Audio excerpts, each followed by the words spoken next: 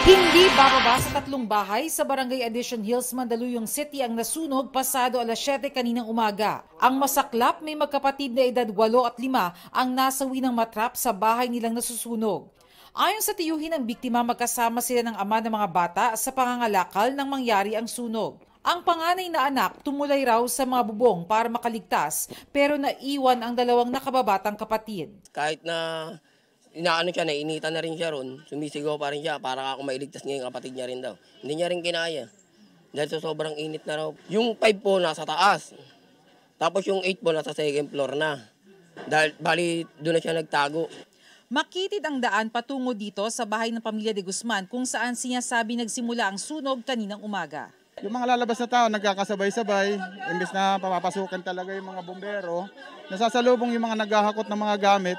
Sa ulat ng Super Radio DCBB, sinabi ni Mandaluyong City Fire Marshal, Fire Superintendent Nazruddin Kablayan na lumalabas na nagsimula ang apoy sa isang bahay sa Block 37. Sa di kalayuan may sumiklab na panibagong sunog.